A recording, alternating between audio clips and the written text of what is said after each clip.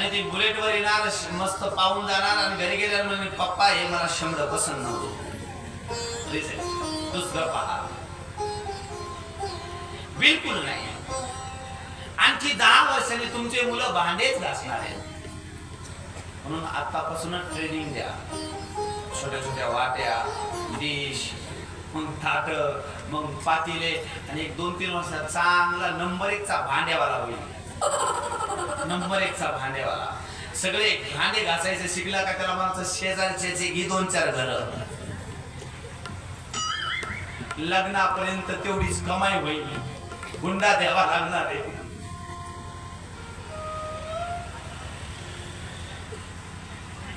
काळ बदलत चाललेला आहे, परिस्थिती वेगळी आहे. तुम्ही घरामध्ये गेल्यानंतर मुलीला विचारा तुला काय व्हायचंय, मग म्हणणार डॉक्टर व्हायचं, वकील व्हायचं, इंजिनियर व्हायचं, काही ना काही तुझे स्वप्न आहेत. मुलाला जाऊन विचारा, ते म्हणते मला ट्रॅक्टर गाडी. काय म्हणते, मला ट्रॅक्टर ड्रायव्हर व्हावं वाटतंय.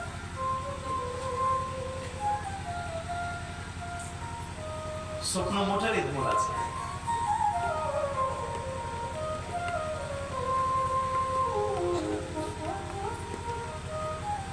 म्हणून महाराज काही गोष्टी काळानुसार परिस्थितीनुसार चेंज होतात, त्याचा स्वीकार करावा लागतो, म्हणजे करावा लागतो. पूर्वीचे महाराज लोक गाडी बैलात येत होते. मी जर आता म्हणलं नाही मी बी रोही पिंपळगावला गाडीने जाणार, गाडी बैलातच जाणार, प्रसादाचं कीर्तन होईपर्यंत आलो असतो. परिस्थिती बदलली, मनस्थिती बदलायला शिका. जुन्या गोष्टी पकडून त्या गोष्टी आता चालणार नाहीये. काळानुसार बदलावं लागतं. पहिली बारी तुमची होती मुलगी पाहण्याची, आता काही दिवसांनी त्यांची बारी येणार तुम्हाला पाहिजे. म्हणून आता निर्व्यसनीला आणि इथं बसलेल्या माता माऊलीला माझी विनंती आहे, मुलीला माझी विनंती आहे, निर्व्यसनी मुलगा असेल तरच लग्न करा, नाहीतर लाख रुपये जरी महिना असला तरी भनगडीत पडू नका. काही उपयोग नाही. तुम्ही मला व्यसनी का निर्व्यसनी कसा पाहायचा, दात चेक करायचे. पिवळ्या दाताचं दिसलं की समजा ते टपरीवरची घाण खाते. ज्याला दात सांभाळता येत नाही ते बायको सांभाळणार नाही. काळानुसार मनात गरज आहे या गोष्टीची. पुराणामध्ये वर्णन आलं, ज्यावेळी गणपती बाप्पा प्रदक्षिणाला निघाले त्यावेळी एक साध्वी, एक तपस्वी जिचं नाव वृंदा, ही आपल्याला सात्विक पती मिळावा, भगवत भक्त पती मिळावा म्हणून साधना करत होते. आणि त्यावेळी गणपती बाप्पाच्या मार्गाने जात होते. महाराज या वृंदेनं गणेशाला पाहिलं आणि गणेशाला पाहिल्यानंतर गणपती बाप्पाकडे लग्नाची मागणी घातली. गणपती बाप्पा म्हणले लग्नाचा निर्णय हा माझा नाहीये, माझ्या आई वडिलांचा निर्णय आहे. तो निर्णय घेण्याचं स्वातंत्र्य मला नाहीये. माझ्या लग्नाचा निर्णय माझे आई वडील घेतील. आणि इथं बसलेल्या प्रत्येक कन्याला माझी विनंती आहे, तो निर्णय आई वडिलाच्याच हातामध्ये राहू द्या, तुमच्या हातात तो निर्णय घेऊ नका. पश्चाताप झाल्याशिवाय राहत नाही बरं. तो निर्णय आई वडिलाच्या हातामध्ये राहू द्या.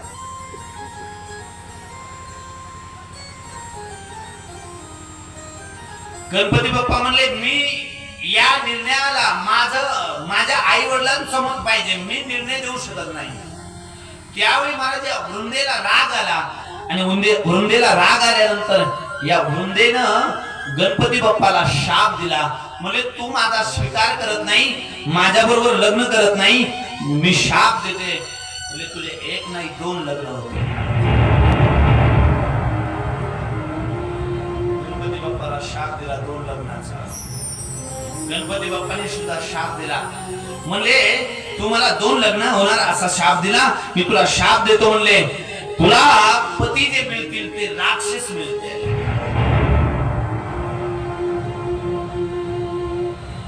म्हणून पुराणामध्ये वर्णन आलं, ज्यावेळी गणपती बाप्पाने पत्नीला शाप दिला, त्यावेळी जालिंदर नावाचा दैत्य ब्रह्मदेवाकडे गेला आणि ब्रह्मदेवाकडे गेल्यानंतर म्हणले माझ्या करता या पृथ्वी तलावरती कोणती कन्या योग्य आहे? त्यावेळी सांगितलं वृंदा तुझ्या करता योग्य आहे. अहो ती तर म्हणले तपश्चर्या करणारी, साधना करणारी आहे. म्हणले ती माझा कसा स्वीकार करेल? मी राक्षस. म्हणले तिला शाप आहे गणपती बाप्पाचा, जाऊन लग्नाची मागणी घाल. आणि ज्यावेळी लग्नाची मागणी घालवल्यानंतर जालिंदर नावाचा दैत्य वृंदेकडे आला, वृंदेकडे लग्नाची मागणी घातली आणि त्यावेळी या वृंदेनं जालिंदराबरोबर लग्न केलं. महाराज ही वृंदा एवढी महान पतिव्रता, एवढी महान पतिव्रता की महाराजीच्या पातिव्रतेच्या जोरावरती या जालिंदर नावाच्या दैत्याने महाराज देवतांना सुद्धा परेशान केलं.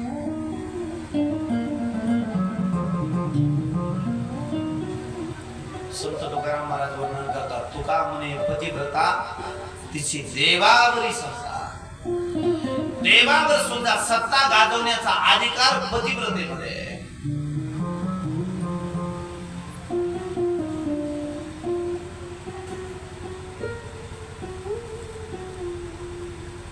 महाराज एका घरामध्ये एक पतिव्रता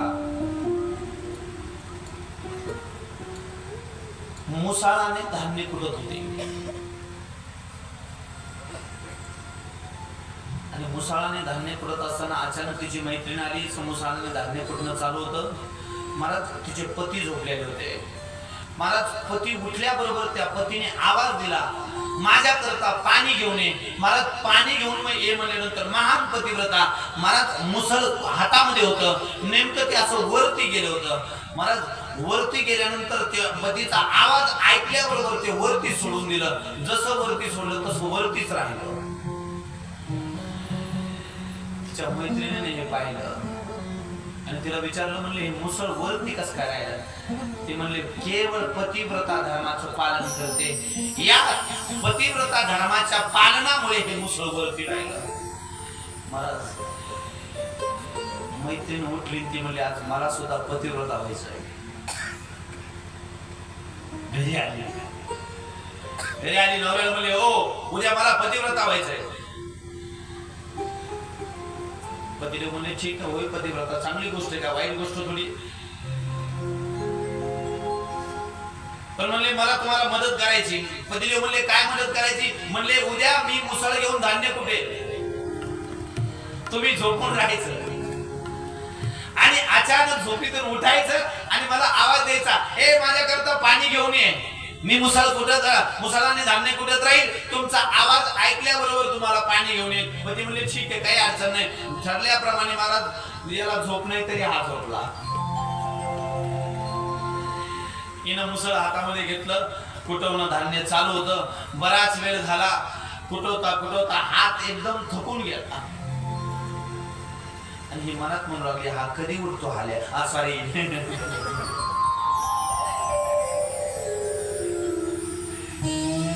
मुसळाने कुटू कुटू हात थकून गेला.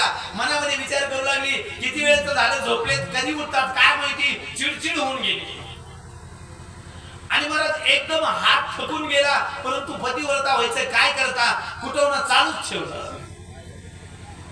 बराच वेळ निघून गेला, हात थकून गेला, वाटत होतं मुसळ फेकून मारावं,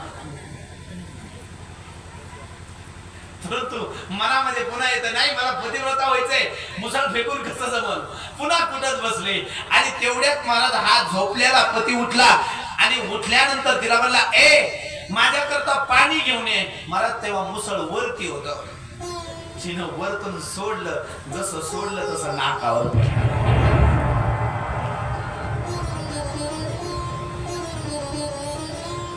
डायरेक्ट नाकाचा गोविंदाय नमो नमः.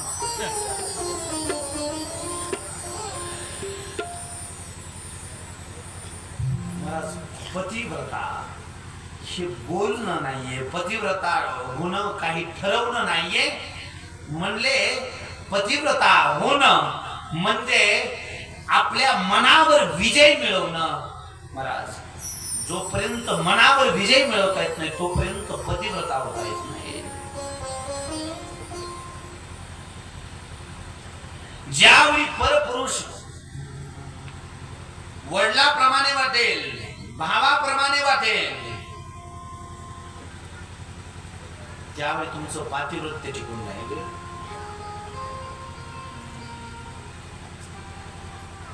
ही वृंदा सुद्धा महान पतिव्रता होती, परंतु हिच्या पातिव्रत्याच्या जोरावर या जालिंदराने महाराज देवतांना परास्त केलं, युद्धामध्ये हरवलं. सर्व देवता परेशान झाले आणि सर्व देवता देवादिदेव महादेवाकडे आले. त्यावेळी महादेवाकडे आल्यानंतर महादेव म्हणू लागले, जोपर्यंत मला भगवान विष्णू सहाय्य करत नाही तोपर्यंत मी सुद्धा काही करू शकत नाही. त्यावेळी सर्व देवताने भगवान विष्णूची सुद्धा सुंदर स्तुती केली की शांताकारं भुजगशयनं पद्मनाभं सुरेशं विश्वाधारं गगनसदृशं मेघवर्णं शुभांगं लक्ष्मीकान्तं कमलनयनं योगिविरजाननं वन्दे विष्णु भवभयहरं सर्वलोकैकनाथं.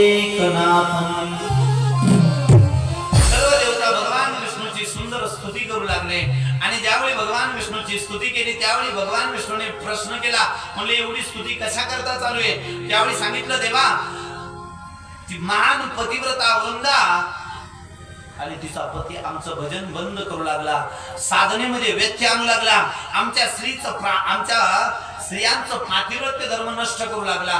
त्यावेळी भगवान विष्णू भगवान शंकराकडे आले आणि दोघांनी मिळून ठरवलं, म्हणले जोपर्यंत वृंदेचं पातिव्रत्य धर्म नष्ट होत नाही तोपर्यंत जालिंदर मरत नाही.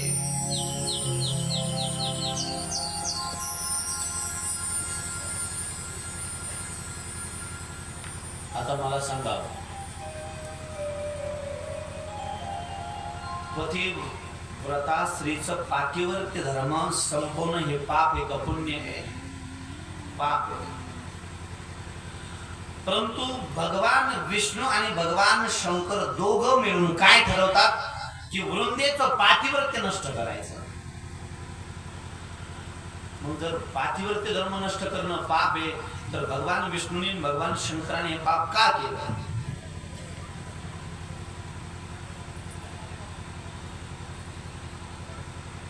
जर पातिव्रत्य धर्म टिकवणं हा भगवंताचा न्याय आहे तर भगवंताने असं का केलं? तर महाराजाचं वर्णन असं आहे, म्हणले एका पतिव्रता स्त्रीमुळे जर हजारो स्त्रियांचं पातिव्रत्य धर्म नष्ट होत असेल तर शास्त्र म्हणतं त्या एकटीचं पातिव्रत्य धर्म नष्ट केल्यानंतर पाप लागत नाही.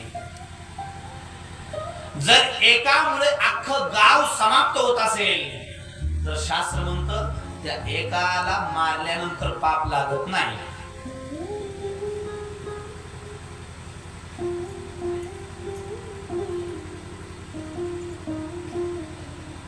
भगवान विष्णूने आणि भगवान शंकराने विचार केला, म्हणले हिचं एकीचं पातिव्रत्य जर नष्ट केलं तर हजारो स्त्रियांचं पातिव्रत्य धर्म टिकवल्या जाईल. म्हणून माझ्या भगवान विष्णूला आणि शंकराला लीला करावी लागली. महादेवाने सांगितलं, विष्णू तुम्ही वृंदेच्या पतीचं जालिंदराचं रूप धारण करून वृंदेकडे जा आणि मी भगवान शंकर म्हणू लागले मी जालिंदराबरोबर युद्ध करतो. त्यावेळी भगवान स्तुती म्हणतात ऋषींनो, भगवान शंकर रणांगणामध्ये गेले आणि त्या जालिंदराला युद्धाकरता ललकारलं. त्यावेळी जालिंदर भगवान शंकराबरोबर युद्ध करण्याकरता रणांगणामध्ये आला. इकडे भगवान शंकराचं आणि जालिंदराचं युद्ध सुरू झालं आणि ज्यावेळी महाराज युद्ध सुरू झालं त्याच वेळी भगवान विष्णूने महाराज जालिंदराचं रूप धारण केलं आणि जालिंदराचं रूप धारण करून भगवान विष्णू वृंदेकडे आले.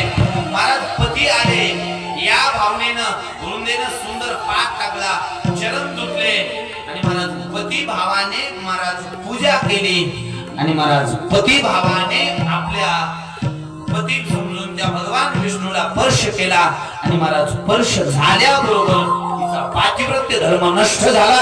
आणि इकडे महाराज भगवान शंकराने जालिंदराचं मुंडकं तोडलं. महाराज मुंडकं धडापासून वेगळं झालं आणि जसं मुंडकं तुटलं तसं तेच मुंडकं वृंदेच्या पायाजवळ येऊन पडलं. ज्यावेळी जालिंदराचं मुंडकं पाहिलं त्यावेळी महाराज आश्चर्य वाटलं. की हे तर माझ्या पतीचं मुलगा आहे आणि माझ्या समोर जो माझ्या पतीचं रूप धारण करून आला तो कोण आहे? त्यावेळी महाराज भगवान विष्णूकडे अति क्रोधाने पाहिलं आणि अति क्रोधाने पाहणारे त्या वृंदेनं भगवान विष्णूला सांगितलं, म्हणजे तुम्ही कोण आहात?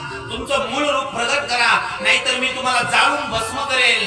त्यावेळी भगवान विष्णू मूळ रूपामध्ये प्रगट झाले आणि मूळ रूपामध्ये भगवान विष्णूला प्रगट झालेलं पाहिल्यानंतर भगवान विष्णूला शाप दिला. म्हणजे तुमचं अंतकरण दगडासारखं केलं तुम्ही, दगडासारखा अंत करून माझा पातिव्रत्य धर्म नष्ट केला. मी तुम्हाला शाप देते, म्हणजे तुम्ही दगड व्हा.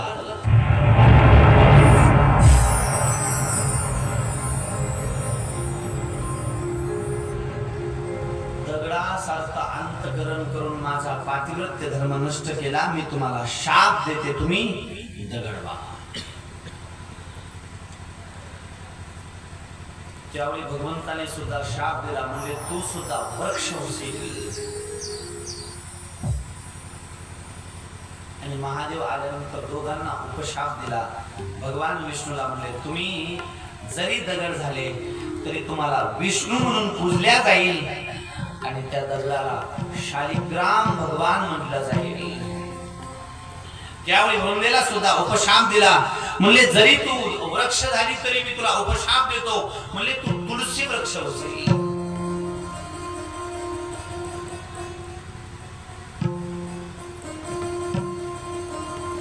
आणि सगळ्यात जास्तीची प्रिय तो भगवान विष्णूला राहशील. भगवान विष्णूला तू अति प्रिय राहशील. म्हणून तेव्हापासून मला तुळशी वृंदावनामध्ये शालिग्राम भगवान आणि तुळशीच्या पूजेचं महत्व आहे.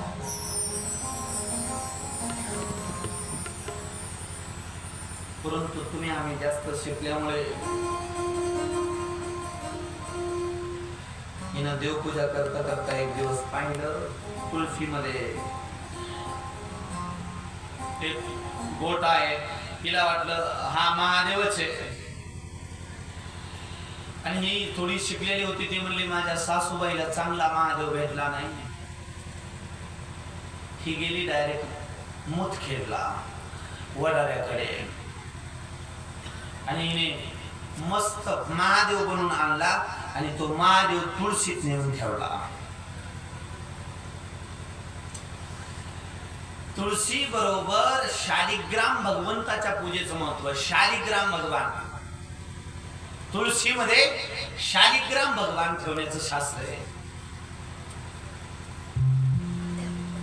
तुम्ही काय ठेवलं? महादेव.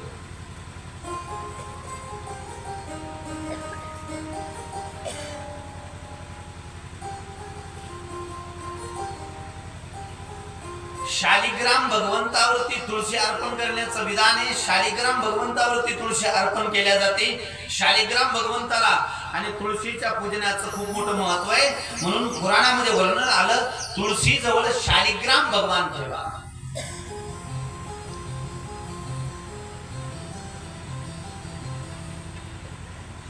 भगवान स्तुती म्हणतात ऋषींनो, ज्यावेळी ते जालिंदराचं मुंडकं वृंदेनं पाहिलं आणि वृंदेनं ते मुंडकं पाहिल्यानंतर म्हणले महाराज या मुंडक्याचं काय करावं. त्यावेळी भगवान शंकराने ते मुंडकं समुद्रामध्ये फेकून दिलं आणि समुद्रामध्ये टाकल्यानंतर भगवान स्तुती म्हणतात ऋषींनो, त्या मुंडक्यापासून शंख प्रगट झाले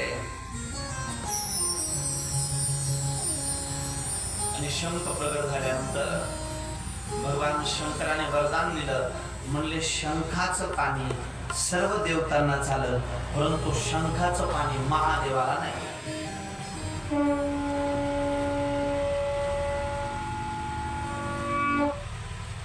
शंखाचं पाणी कृष्णाला चालतं, रामाला चालतं, दत्ताला चालतं. शंखामधलं पाणी महादेवाला चालत नाही. म्हणून शंखाच्या पाण्याने शालिग्राम भगवंताला तुम्ही स्नान घालू शकता. शालिग्राम भगवंताला शंखाच्या पाण्याने स्नान घातलं तर अति पुण्य प्राप्त होईल. परंतु शंखाच्या पाण्याने महादेवाला कधी स्नान घालायचं नाही. शिवमहापुराणामध्ये वर्णन आलं, ज्या घरामध्ये कायम अस्वस्थता वाटते, कायम परेशानी वाटते, अशा घरामध्ये शंखाची पूजा, शंख पूजा. पुराणामध्ये वर्णन आलं, घरामध्ये जर कोणी आत्महत्या केली असेल आणि त्या जागेत जर तुम्ही राहत असाल तर त्या दोषातून मुक्त होण्याकरता शंख पूजा करा. म्हणून देव घरामध्ये पूजेचा शंख वेगळा मिळतो आणि वाजवण्याचा शंख वेगळा मिळतो. दोन शंख मिळतात, एक दक्षिणवर्ती आणि एक उत्तरवर्ती. एक वाजवण्याचा शंख आणि एक पूजेचा शंख.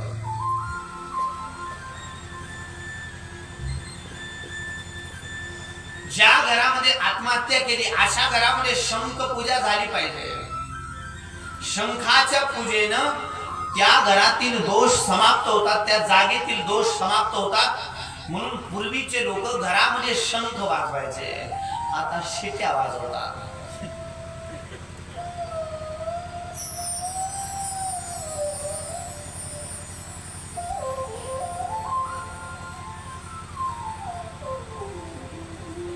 आतापर्यंत मुलं वाजवत होते, मला आता मुली सुद्धा शिट्या वाजवतात. मी आतापर्यंत 8-4-15 दिवसापूर्वी कोणाच तरी घरी गेलो, चहाला घरी बोलवलं, घरी गेलो तर घरातून शिट्टीचा आवाज,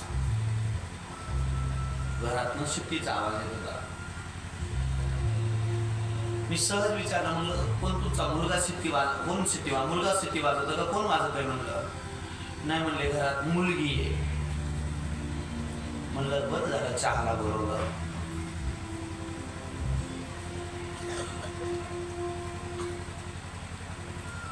आता फक्त माझ्या डोळ्याने मला एक पाहायचं राहिलं, मुलीचे कपडे मुलाने घातले की माझ्या डोळ्यातलं पारणं फिरलं.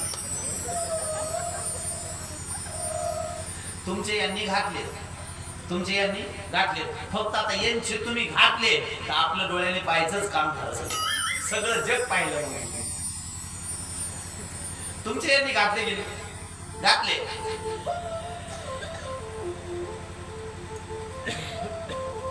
आता फक्त एवढंच राहिलंय, एखाद्या दिवशी तुमचे यांचे कपडे तुम्ही घातले तर कल्याण झालं भारताचं.